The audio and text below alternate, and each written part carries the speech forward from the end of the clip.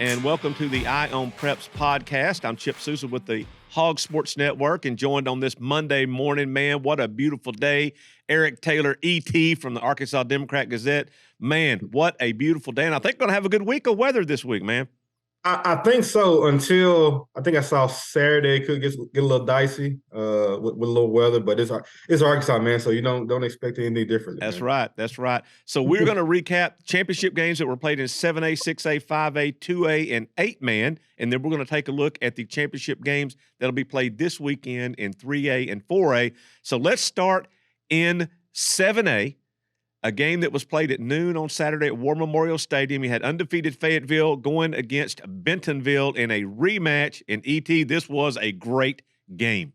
It was everything that we, and I'm pretty sure everybody else, thought it would be. Two teams that know quite a bit about each other, man, back and forth, came down to make plays late in the game, and that's literally what happened. Yeah, absolutely. So there's a hashtag that goes on up here at Northwest Arkansas between Bentonville and Fayetteville called Betterville. And so, when one team beats the other, when one town beats the other one or whatever, they have that hashtag on the X, Betterville, So anyway, it's always a good thing. And man, they have played each other a lot of times. This was another great game. A couple of weeks ago, Fayetteville ran over Bentonville, knocked quarterback Carter Nye of the game. They won by about 3 touchdowns, but Nye since came back, and you knew this was going to be a better game, a better matchup, and it was, and it went down, to the final plays of the fourth quarter. Exactly, man. I mean, and again, from all intents and purposes, when I saw it was a great atmosphere, great crowd, of course.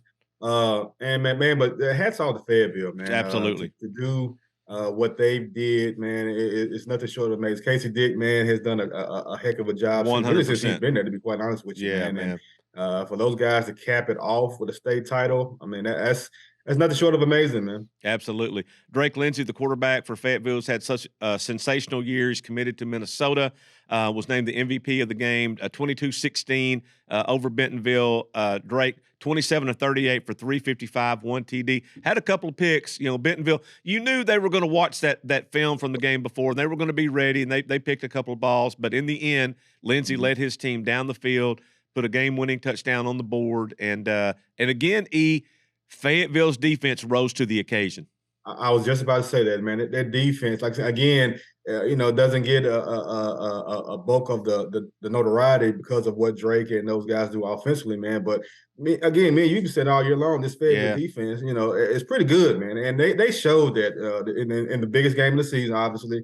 But then again, I mentioned with Drake, man. I mean, he had the 300 plus yards passing, had the 2 picks, but at the same time, he did what you expect a quarterback like him to do, late, drive his team down the field, man, and put really the game-winning points on the board, man. And that's what you want out of a guy like him. Absolutely. Bentonville penalties killed them. 10 penalties for 75 yards in this game, including a couple. Bentonville had a good drive going at the end. Looked like they may be able to take it down the field and put up, and maybe for the win, at least to take the lead, and had a couple of just major penalties in that drive that were costly for them. But, again, it was a good game, a one-score game, 22-16. Fayetteville caps off the perfect season, 13-0. Congratulations to Casey Dick and the Fayetteville Bulldogs for winning the state championship. You're right, E.T. Casey's he's done a great job there of restoring that bite, for those Bulldogs. Exactly, man. And like I said, he may not get, again, enough credit for what he's been able to do at that school, man. And all he's done is just lead these guys, year in, year out competitively. And then, like I said, to cap it off with a state title this year, man, says a lot about his character and what he's able to do as a head coach, man. And again, shout out to him in that program. Yeah, absolutely. 6A, Greenwood 41, Little Rock Christian 23, a game that felt closer than this, ET. I know it ended up being, an 18-point difference at the end, but this is a game that felt closer than this for most of the game. And I agree with that, man. It was kind of I don't want to say a chess match, so to speak, man, but I'm with you. The 18-point spread, didn't seem that way, but again, Greenwood can kind of make it make things appear not what they are, man. Yeah. But hey, Greenwood's back at the top of that mountain, man, after getting back from last year. And it seemed like every year that they're there. Yeah. It was kind of I think a lot of people forget that they didn't win it last year. Or the year before. They lost, year before to El Dorado. Yeah, El Dorado, exactly, Yeah. man. So it's kind of odd to see them in a 3-year stretch or whatever, not winning state titles, man. But they finished it off where most of us thought that they would be at the end of the year, man. 100%. Their 11th state title in program history. I was real impressed with Kane Archer. This is the first time that I've really gotten to see that sophomore quarterback play any extended time. I watched a lot of the game.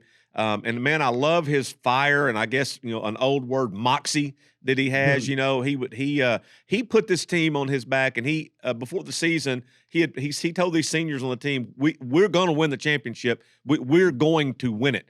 And I tell you what, man, in that game Friday night, he put that team on his back, and he did everything he possibly could to lead them. He was the MVP of the game, 22 of 29 passing for 187. Not big numbers, but he ran for 95 yards in this game and 2 more touchdowns. So he's able to extend plays with his legs. He's able to scramble, design runs. I mean, he is a true dual threat quarterback. And E.T., watching him play, there's not any doubt he deserves every bit of accolades that he's gotten as being one of the top quarterback recruits in his class. Oh, no doubt, man. He doesn't play like a sophomore. No. I mean, even when he came in last year as a freshman, I mean, of course, it was obviously that he was a ninth grader, but he had moments to where you would wonder, like, is this kid really a ninth grader? You know, and this year with Greenwood, and then that's quarterback, quarterback you on a high school level, to be quite honest with you, man. He just fits the mold of those type of quarterbacks, man. But what he's able to do as a sophomore, or what he was able to did this past season, was just astonishing, man. I mean, it's every game, when he was in there, and in the biggest game of the year, like you said, he didn't have the gaudy passing numbers, but what he's able to do with his legs, keeping drives alive, man, and extending plays, man, and a lot of times you don't get that out of a sophomore in the state title game, but he's done it all year for those guys, man, and he showed that what he was able to do during the regular season wasn't a fluke. Nope. In the biggest game of the year, he did the same exact thing that he was able to do the prior games in the regular season, man. And that kid's special, man. He really is. Absolutely. Walker White had a good game, too, for Little Rock Christian, 25 of 49, 355, 3 TDs, but 3 interceptions in this game. And against Greenwood, man, that's you can't do that against a team of that level. Yeah, 9 times out of 10, if you turn the ball over, let alone twice, but 3 picks, that's going to probably get you beat. Yeah. And that's an aberration for him. That's not something that he's accustomed to doing. But again, trying to make plays. That's tough to overcome, especially against a team like that. When you're giving them 3 extra possessions on top of what they've already been able to do offensively, man. That's tough to overcome, man. There's no doubt he's trying to make plays. He's trying to win the game for his team and taking some chances.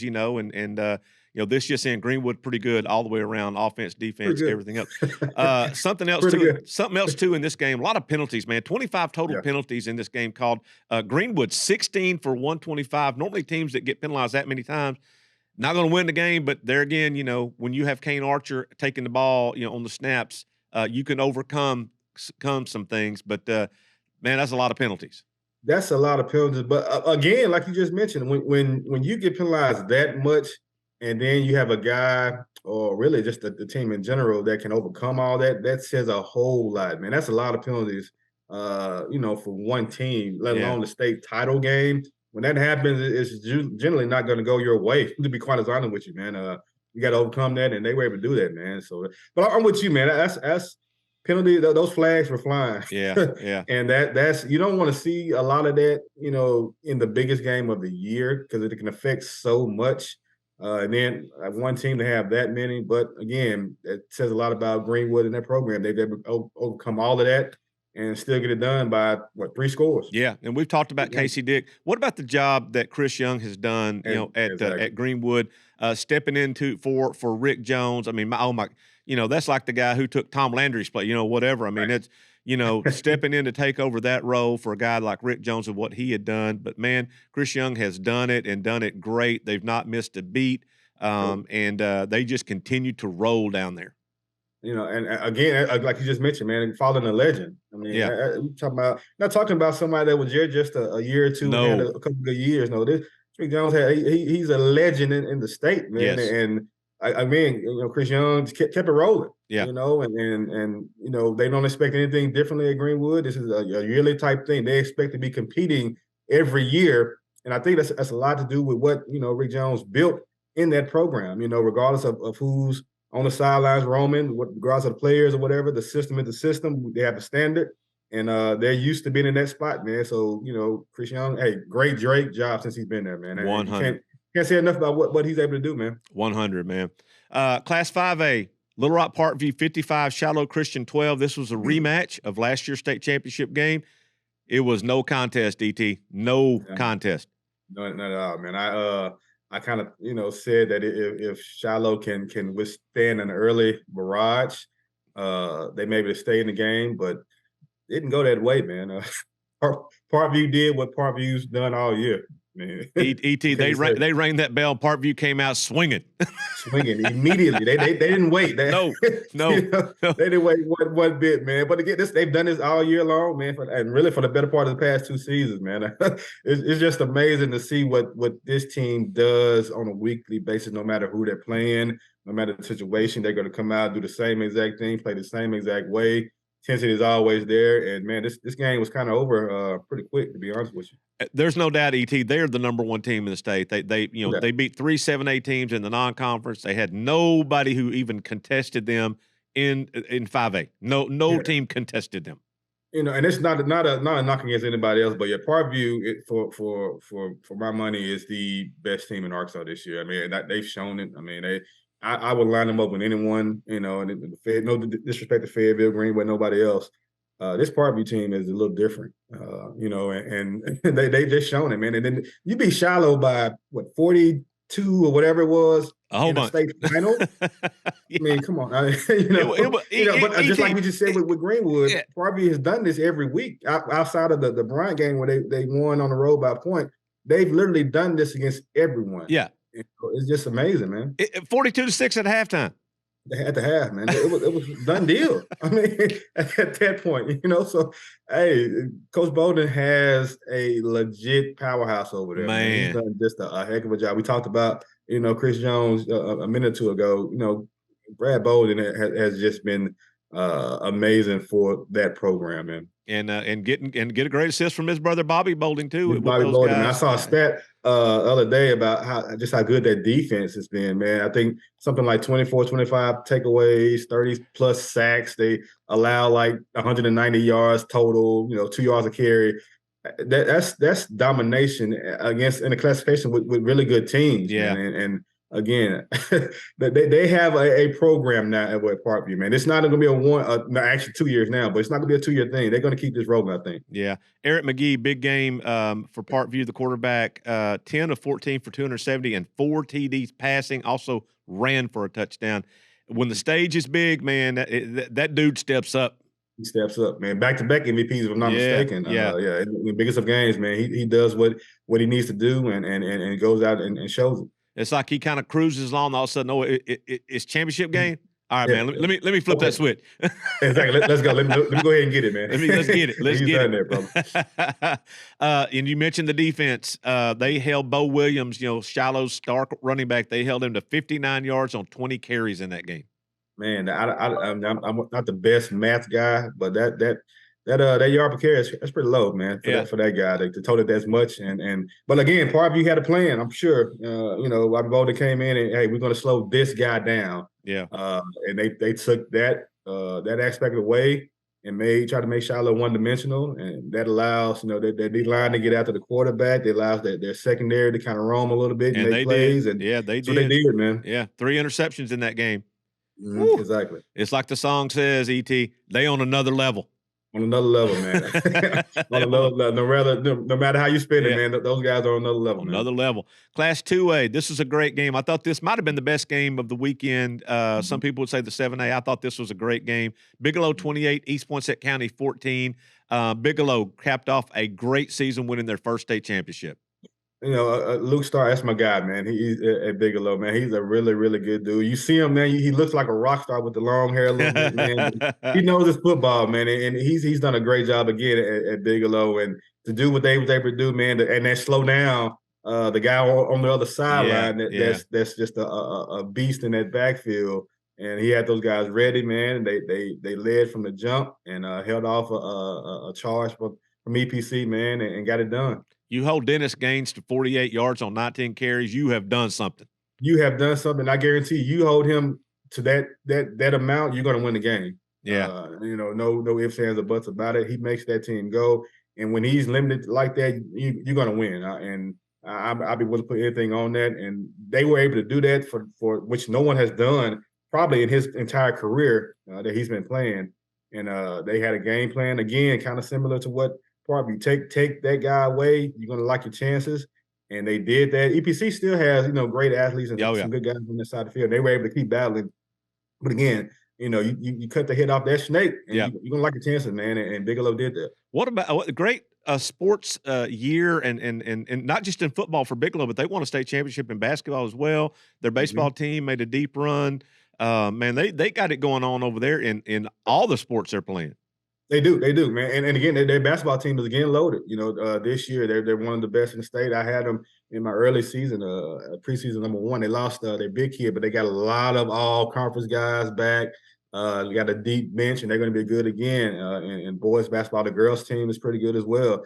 So they're getting it off on the right track with this football state title for sure. Rhett Newmeyer, big game for them. 12 of 21 passing, 194, a couple of TDs. This is a kid that he's one of those kind of kids. ET, man, you've seen him. No matter what sport it is, he's going to be the best player on the team. It doesn't matter if it's football, basketball, whatever it is.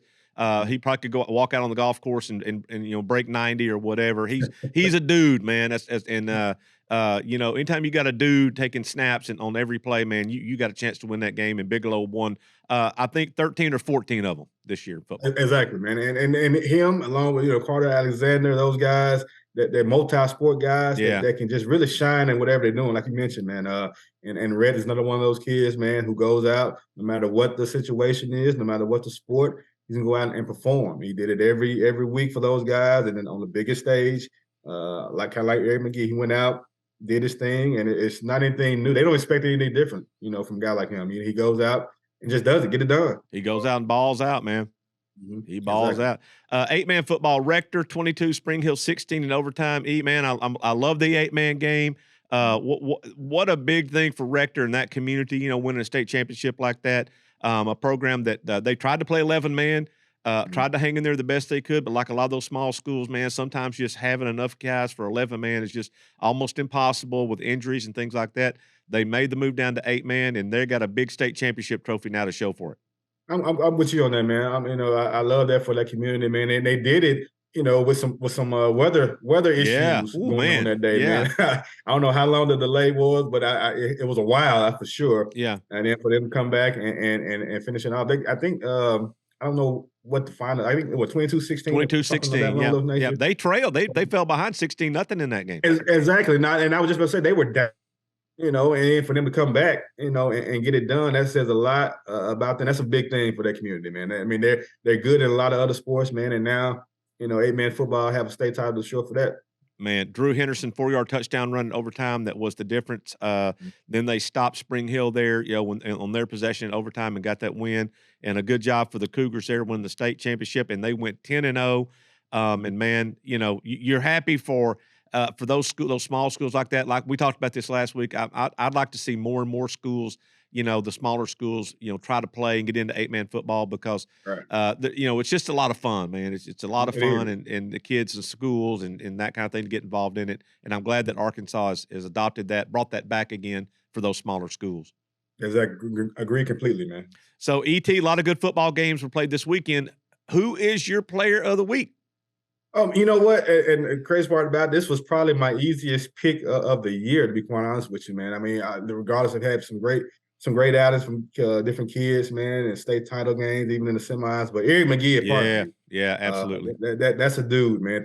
Over 300 yards total offense, 5, I think, total touchdowns. Man, you can't say enough about what he's done. Now, back-to-back years, state title game MVP, back-to-back state championships for that guy.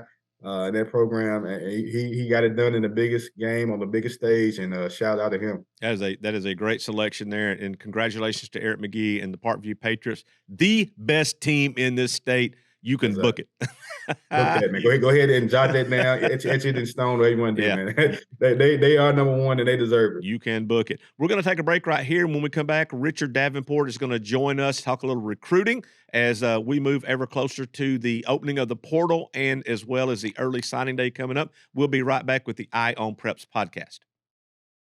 Get the latest breaking news on all Arkansas Razorback sports at WholeHogSports.com. Our award-winning reporters and photographers go beyond game recaps to bring our subscribers the most trusted Razorbacks news anywhere. With expert analysis, the latest in recruiting, plus unique and compelling stories of your favorite teams. Subscribe today at WholeHogSports.com.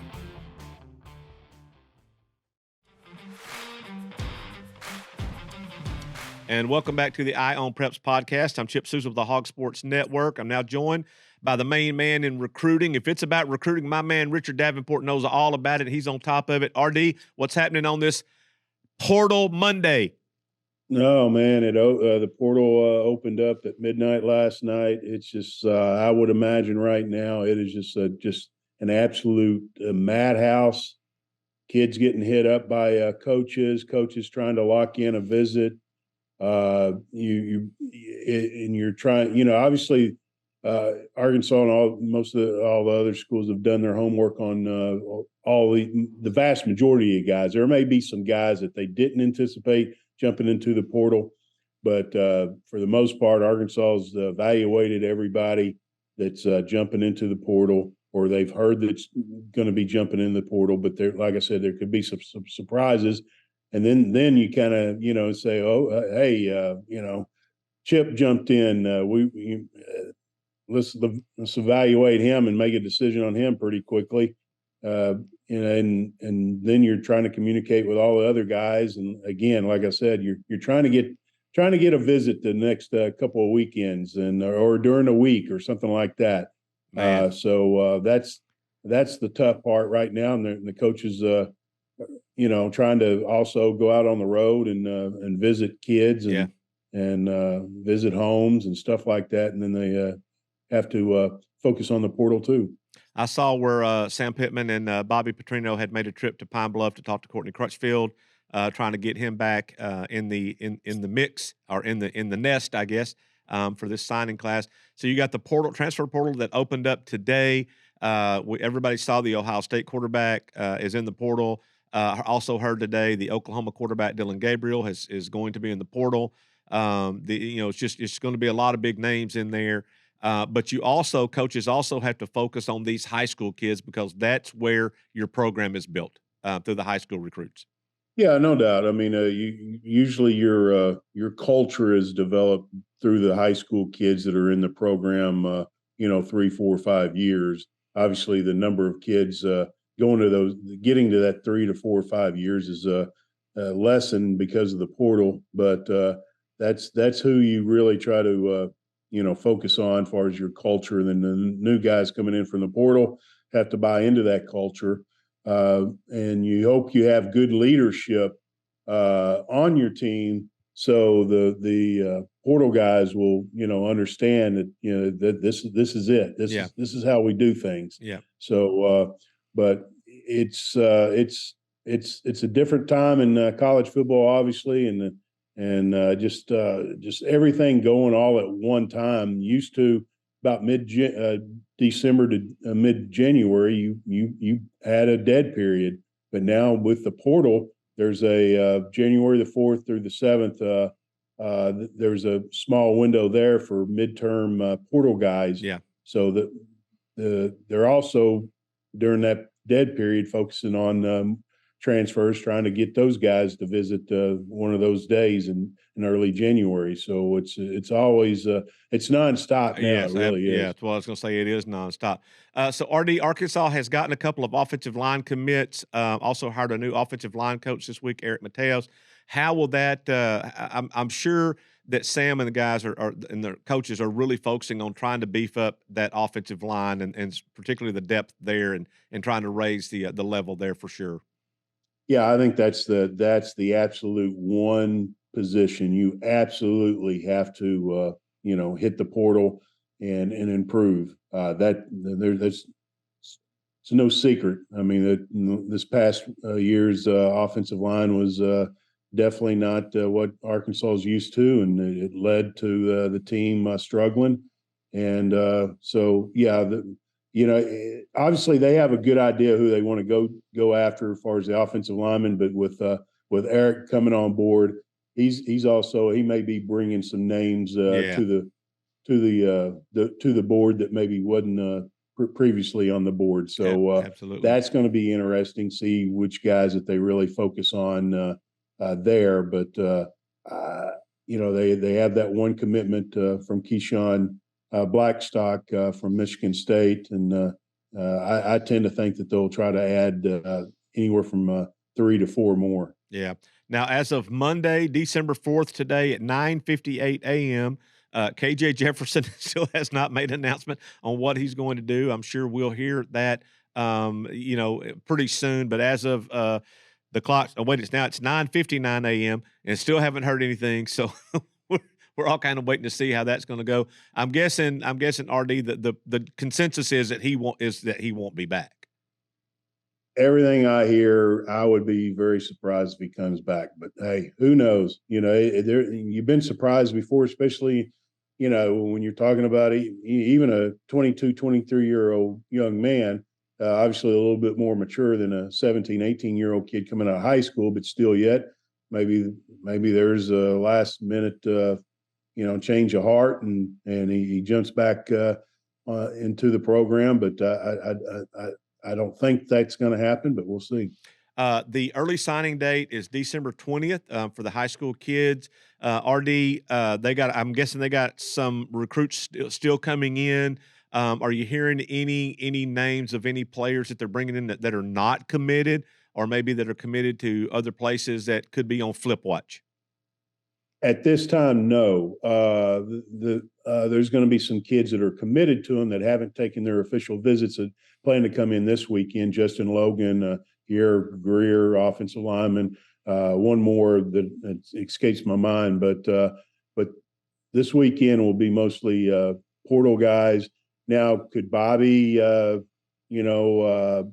sway a skill guy to Arkansas that's Evan Stewart, on maybe the high school level? Yep. That's something to obviously to keep an eye on. But right now I tend to think the vast majority of what we see visiting over the next few weeks will be portal guys. Maybe he put Evan Stewart in his backpack and bringing him with him from Texas A&M. That'd be nice too.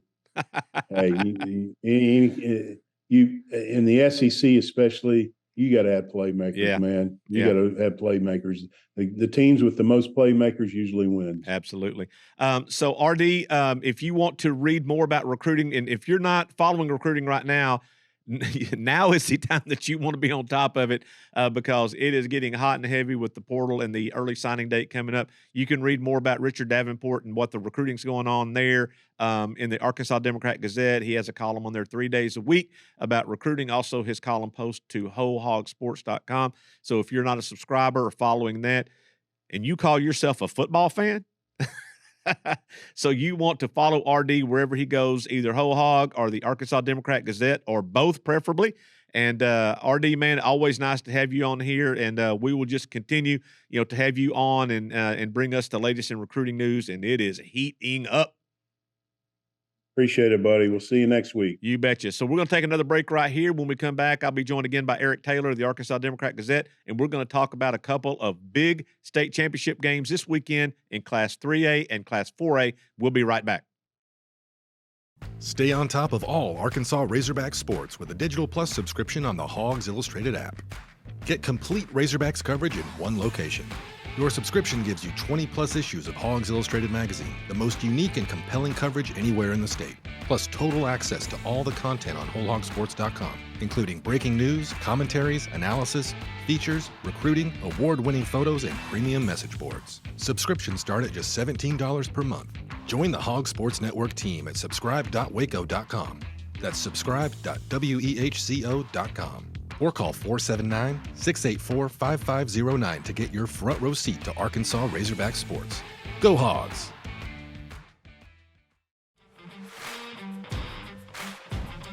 And we are back with the Eye on Preps podcast, and we're going to talk about a couple of state championship games at ET, man. And we are down to the final 2 games of the season. That's tough to stomach, man. Although I love my basketball fix as well, but I mean, football is kind of sad to see it go, man. We just got the college football playoff teams listed, yesterday, and high schools now down to this last day of games. So it's kind of tough to swallow, man. I'm telling you. So let's start in Class 4A, Harding Academy. They made the drive up to Northwest Arkansas on Friday, and they won a wild game. We knew it was going to be a wild game. They won a wild game against a really good Elkins team, and they're going to play in their 5th consecutive state championship game this Saturday. Man, Harding, has done what they've been able to do. They got to the final, in their first year in 4A last year. And then it brought a lot of guys back. Yep. Kind of flew under the radar a little bit early anyway, with Malvern bringing a lot back, and, of course, Warren and guys like that. But they've simply, went out and won games. Yeah. And then for them to go to Northwest Arkansas and beat that Elkins team, that's a loaded Elkins team, says a lot about them. I think they led from start to finish, and Elkins, made a charge back and made it interesting, man. But Harding, had enough to get a really, really big road win to get them back in the final, man. And that says a lot again about what, Neil has done over there with that program. Man, their quarterback, Owen Miller, he just continues to put up, video game type numbers, 500 yards of offense on Friday night. And they were able to, it was a 1-score game there with 34-27 there, and then Harding just kind of pulled away.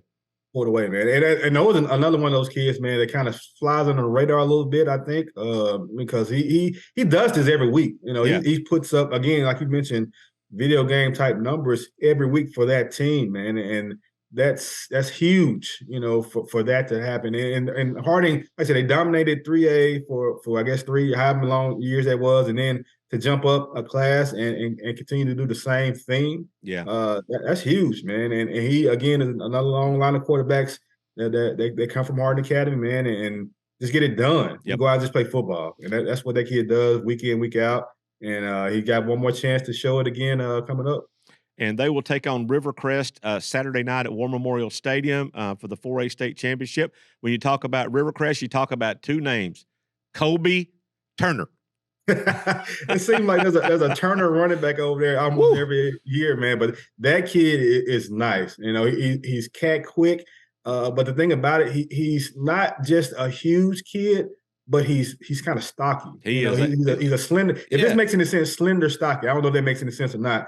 But when he hits the hole, he's hard to stop with just one tackle. Yeah, he's no arm tackling, no reaching out. No, that's not going to work. Usually it's going to take 2 or 3 guys to get him down. But again, he's not just a big kid. He's tall enough, but he's extremely elusive for what he's able to do, man. And he makes that team go. But they've got a couple of other guys in that backfield. He gets the bulk share of the notoriety. But Rivercrest, they're going to be formidable. That's for sure. If you remember, E.T., when Houston Nutt, after that big LSU game, when he said Darren McFadden is a football player, that's the same thing with Kobe Turner. He is a football player. He is a football player, literally, man. And there's no way around that, man. He can get it done in the backfield. And then he on defense, he's a menace on defense as well. He will hit you, honestly, man. He doesn't really come off the field no. for those guys, but it doesn't bother him. I mean, he just goes out and plays football. And that's what you want for any program, man. No matter what position you're playing, what you're doing, go out there and just play football. That's what he does. He does it, and he does it well. So that's the 4A championship game. Harding Academy, high-flying Owen Miller pass and run against Rivercrest and their ground and pound attack with Kobe Turner. He had 268 and 2 touchdowns for the Colts last week, and that should be a good game on Saturday evening. The matchup at noon on Saturday, Boonville, Prescott. This is a game a lot of people thought was going to happen. Both teams handled their business on the field, and that is what we got. Boonville, they beat a very good Glen Rose team on Friday to get to back to the championship game. And for Prescott, they beat a Cinderella team in Mansfield to get to the championship game. E.T., this should be a pretty good game at noon on Saturday at War Memorial. I mean, these 2 teams who I expected to be in the final anyway. They were my 1-2 all year in 3A. And they just, again, like a lot of these other teams, just went out week in, week out and got it done. It's no shock to me at all that Boonville's back. Definitely not shocked that Prescott's back, you know, and both went out, handled their business at home this past Friday night. And here we are with the matchup that, again, like you mentioned, most of us thought would happen in 3A. Absolutely. Boonville, Dax Goff, he gets most of the notoriety. He deserves most of the notoriety. This is a kid that's done it for them. Man, E.T. seems like he's played for 10 years down there. He does it on offense. He does it on defense. Offense, he's got almost 6,000 career rushing yards. Defense, he's got over 300 career tackles. I mean, this kid does it all, and he did it all in their 34-25 win against Glen Rose. He ran for 157, a couple scores, and threw a touchdown pass in that game. A new wrinkle. Yeah. New wrinkle. Get lined up and getting one on the passing end of it, man. It's not fair. That's not fair, man. It ain't fair for a dude to be able to do that. But the big difference for Boonville this year as opposed to last year, Rylan Ray. Rylan Ray is back and healthy. He's playing at the level he was playing at before his knee injury. He had 117 and 2 touchdowns against Glen Rose. So when you focus your attention on number 34, Dax Goff, Rylan Ray, number 33, he going to tear you up.